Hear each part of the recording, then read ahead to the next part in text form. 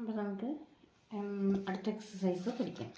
Okay, അപ്പോൾ അടുത്ത exercise എന്ന് പറയുന്നത് complete the sentences using the present continuous tense form of the given verb. അതായത് പ്രസൻറ്റ് കണ്ടിന്യൂസ് ടെൻസ് നമ്മൾ കഴിഞ്ഞ ക്ലാസ്സിലും പഠിച്ചത് പ്രസൻറ്റ് കണ്ടിന്യൂസ് ടെൻസ് ആണ്.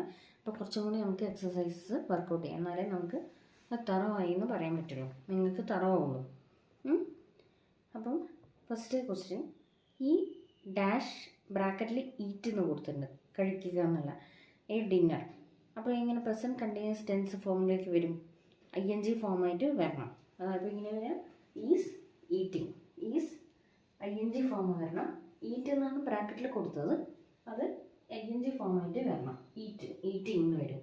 ഈസ് ഈറ്റിംഗ്, അതായത് ഈ ഈസ് ഈറ്റിംഗ് എ ഡിന്നർ, അതായത് ഇപ്പം നടന്നുകൊണ്ടിരിക്കുന്ന കാര്യങ്ങൾ സംസാരിക്കുന്നത്.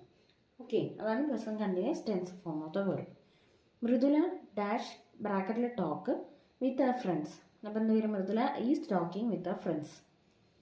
ദേ ഡാഷ് സ്വിം എന്ന് കൊടുത്തിട്ടുണ്ട് ഇൻ ദ പൂൾ. അപ്പോൾ എന്താ പറയുക, they are swimming in the pool.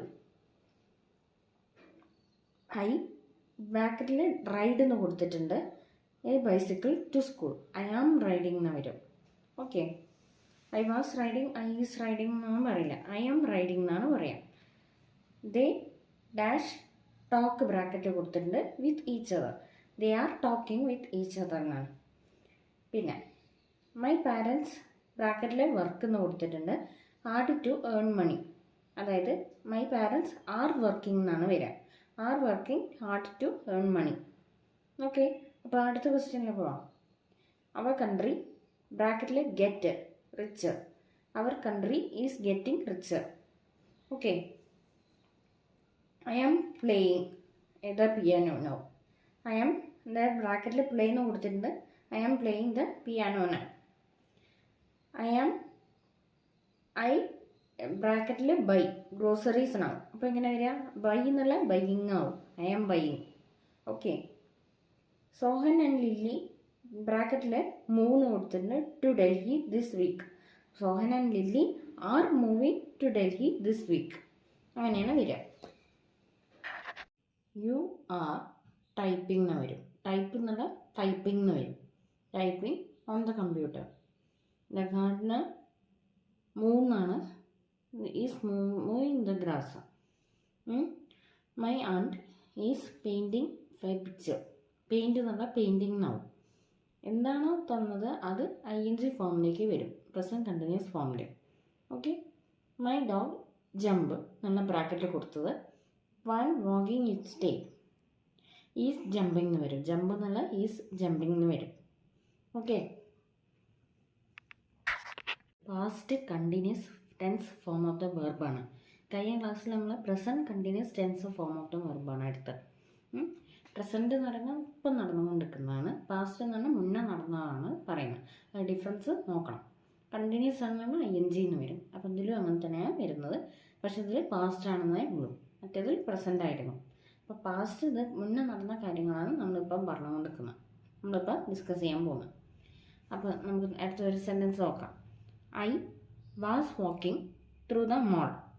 I was walking, was എന്ന് പറയുമ്പോൾ ഒക്കെ പാസ്റ്റ് എന്നാണ് വരിക.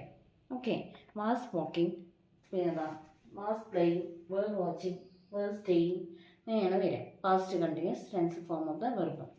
അപ്പോൾ അടുത്ത exercise question, he was playing cricket until 4 o'clock. He was playing. You were watching the sunset last night.